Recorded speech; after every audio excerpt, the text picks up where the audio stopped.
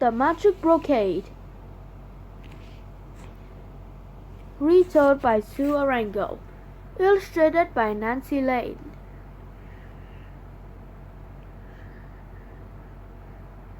Long ago, in a small village, a woman lived with her 3 sons. Her husband has died, and now she was poor. Her house was old and dark, and many things were broken. But the woman was brave. She was a weaver, and she worked hard every day. She wove beautiful brocades. Each brocade took 5 days to weave. She worked all week, and every Saturday she went to the market and sell her brocade. Then she bought rice, vegetables, and flour. And every Sunday she had a rest.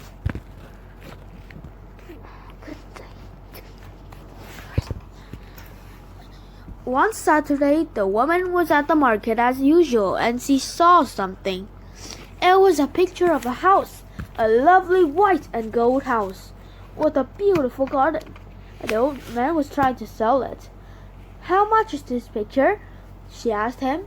"How much have you got?" He replied. "All I have is 3 coins," said the woman, "and that is all it costs." He smiled. The woman looked at the picture. She wanted it very much. She looked at it and thought for a long time. Then she said, "Here," and she dropped her last 3 coins in the old man's hand. "It's yours," he said. "Good luck, woman."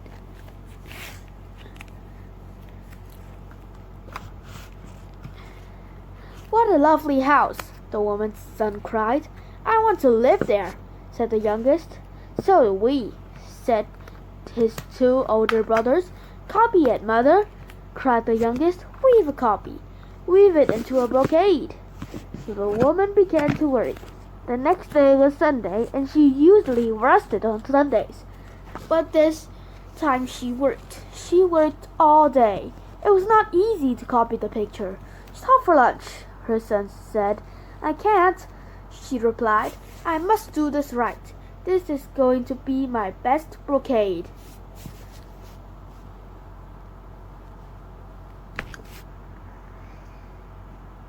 The woman worked every day. She only slept for a few hours each night. She was so interested in her work, she could not stop. She thought about the picture all the time. She wanted to make her brocade as beautiful as the picture. "Mother," her sons cried, "stop, have a rest. Let's go for a walk." "No, my dears," she said. "Go for a walk without me and get some wood for the fire, please." The woman had no time to clean the house or cook the food, so her sons had to clean the house and cook the food. The youngest son was happy to help, but the other 2 became angry. "Hurry up and finish that brocade, mother," they said. "There's no more money. Soon there will be nothing to eat." "I'm busy," she said. "Go and chop some wood. Go and sell some wood at the market." The older brothers didn't like chopping wood. "It's too hot," they said. "I'll help you," said the youngest son, and he chopped wood all afternoon. The woman worked on and on, day after day, night after night. Sometimes it's too difficult. Sometimes she cried and her tears fell on the cloth. Then she wove the tears into a river. Sometimes her fingers bled. Then she wove the drops of red blood into blood-red flowers. Her eyes were tired. She wanted to close them, but she kept them open and worked on. Then, one night, at last, it was ready. "Oh, mother!" cried her 3 sons. "It's beautiful! It's so beautiful!"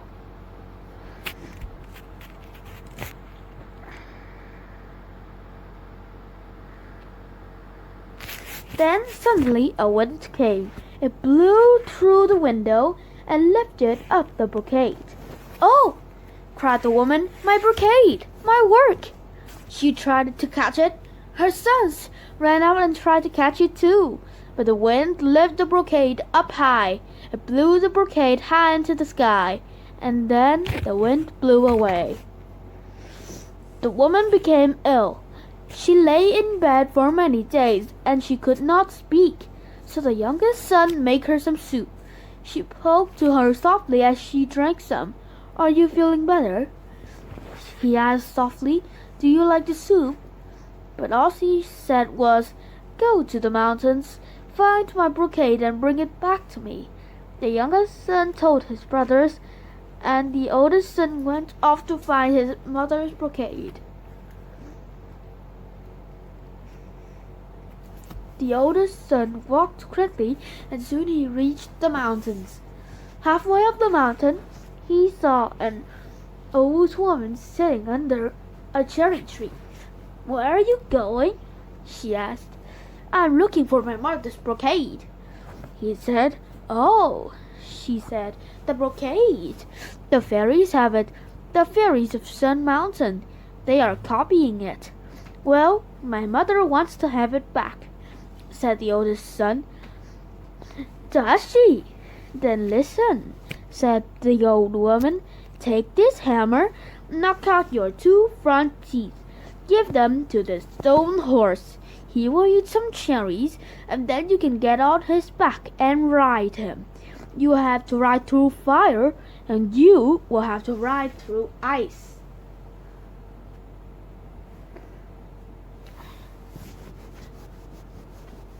The oldest son looked at the hammer, and he was afraid. He did not want to knock out his 2 front teeth. He did not want to ride through fire. He did not want to ride through ice. And he did not believe her. "I can't," he said at last. The old woman was kind to him. "Okay," she said. "Go home then. Here, take this bag of coins for your mother. I know that she is poor." The oldest son took the bag of coins and thanked the old woman. But he did not go home. He went to a nearby town and spent all the money.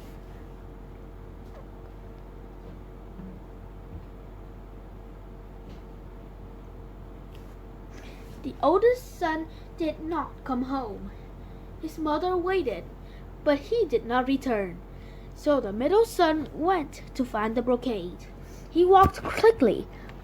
Halfway up the mountain, he saw the same old woman sitting under a cherry tree. "Where are you going?" she asked. "I am looking for my mother's brocade," he said. "Oh, the brocade," she said. The fairies have it, the fairies of Sun Mountain. They are copying it." The middle son looked at the old woman. "Well, my mother wants to have it back," he said. "Then listen," said the old woman. "Take this hammer, knock out your 2 front teeth. Give them to the stone horse. He will eat some cherries, and then you can get on his back and ride him. You will have to ride through fire, and you will have to ride through ice." The middle son looked at the hammer, and he was afraid. He did not want to knock out his 2 front teeth. He did not want to ride through fire.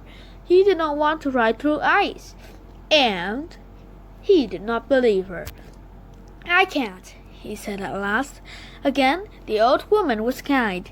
She gave a bag of coins for his mother and told him to go home. The middle son took the bag of coins and thanked the old woman, but he did not go home. He went to a nearby town and spent all the money. His mother waited for him. She cried so much that her eyes were red, but he never came. "Don't cry, mother," said the youngest son. "Please don't cry any more. I will go. I will get your beautiful brocade. Wait for me and believe in me, because I will bring it back home to you." The youngest son walked quickly, and soon he came to the mountains. Halfway up the mountain, the youngest son saw the same old woman sitting under the cherry tree, and beside her was the stone horse. "Where are you going?" she asked. "As before." "I'm looking for my mother's brocade," he said. Oh, the brocade, she said. The fairies have it. The fairies of Sun Mountain. They are copying it because it is so beautiful. Well, my mother wants to have it back, said the youngest son, and I have come to get it.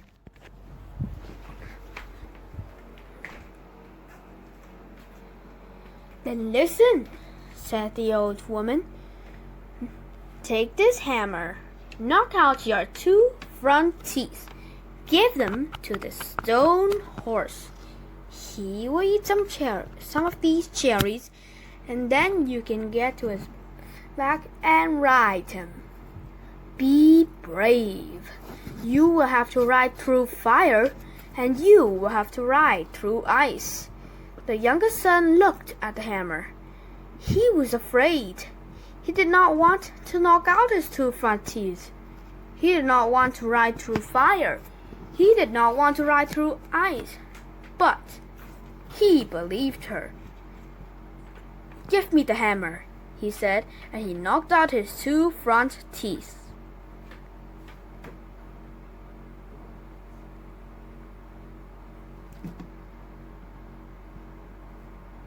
The youngest son gave his 2 front teeth to the stone horse, and at once it was alive. The horse got bigger and it reached up and ate some cherries from the tree. Then it was ready to go. The youngest son got onto the horse and rode away. He rode quickly, and soon he came to Fire Mountain. He stared at it and he was afraid, but he said nothing. He only rode. He rode towards it and into the fire. The whole place was red hot. There were flames on either side of him, but he did not cry out. He made no sound. Quickly he rode to the top of the mountain and down the other side. He could hear his heart and the sound of the flames, but he said nothing. Then he came to a huge sea. It was a huge sea of cold water and ice. The waves were big and rough, and pieces of ice were crashing around. It was dangerous and cold. He stared at it and he was afraid, but he said nothing. He only rode towards it and threw the crashing pieces of ice. The whole place was icy cold, and there were ice on either side of him, but he did not cry out.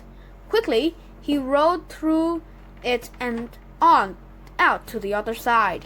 He could hear his heart at the sound of the ice breaking, but he said nothing. The youngest son's clothes were wet. His hair was wet. Water dripped from his clothes and it dripped from his hair. He sat on the horse and looked in front of him. Ahead, in the soft golden light, he saw a lovely mountain, and at the top of the mountain there was the crystal palace of the fairies of Sun Mountain. He stared at it for some time because it's so beautiful. Then he rode towards it.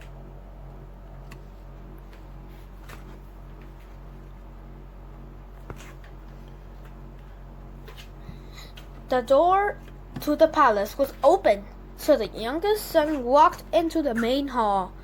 Sunlight came to the crystal glass roof through the big windows. The hall was huge and full of light. Sunlight fell through the glass windows and made little rainbows on the floor. The whole room was full of the most beautiful light, and the youngest son saw 100 fairies copying his mother's brocade. The youngest son walked into the front of the hall. The fairies all stopped working and looked up at him. "Good morning," he said. "I have come to get my mother's brocade." Nobody said anything. Then a fairy in a red dress came up to him and touched him on the arm.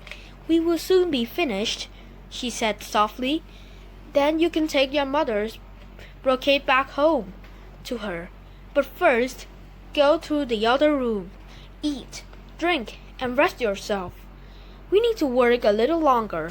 Tonight we will be finished, and then tomorrow you can take back the brocade."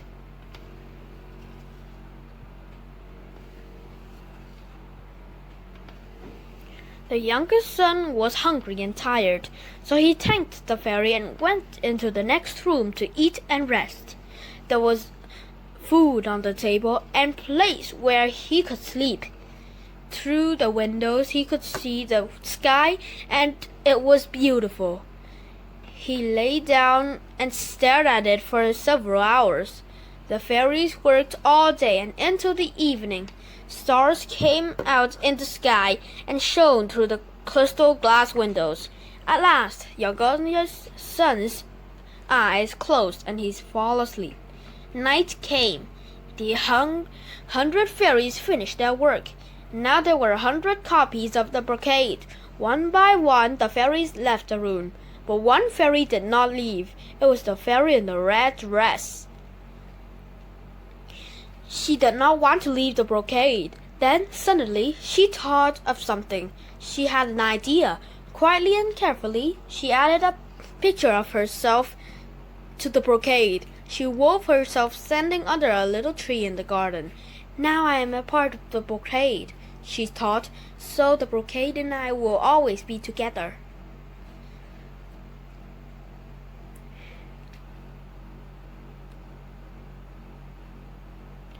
When morning came, the youngest son woke up. He is not tired anymore. He felt good and alive. So he went into the garden and got his mother's brocade. The fairy in the red dress also woke up early. You are taking it away now, aren't you? She said. Yes, he replied. Please thank your mother, she said. Tell her that we have made 100 copies. I will, said the youngest son. He looked at the fairy. She was so beautiful. He wanted to stay and talk to her. He wanted to go out onto the mountain with her and walk in sunshine. But he had to go. His mother was waiting. He had to go home. His mother was waiting. She saw her son and ran out to meet him. She knew that he had the brocade. And then the strangest thing happened. When he opened the brocade to show his mother, the brocade began to get bigger. A little wind came from somewhere and pulled out the brocade. And from the brocade got bigger and bigger. And then suddenly everything came to life. The house and garden became real. The little white and gold house. The beautiful gardens full of flowers and trees. They were real. The mother and her youngest son stood there. They stood in the garden. All around were flowers. And the youngest son saw someone. It was the fairy, the beautiful fairy in the red dress. She was standing under a little tree.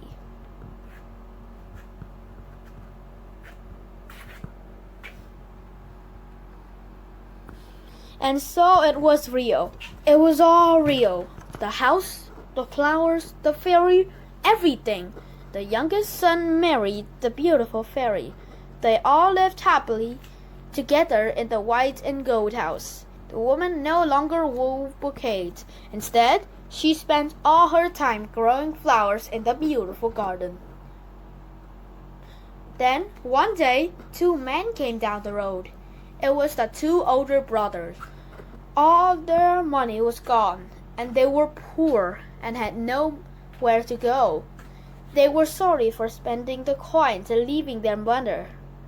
Brothers, cried their youngest son, look at our beautiful house.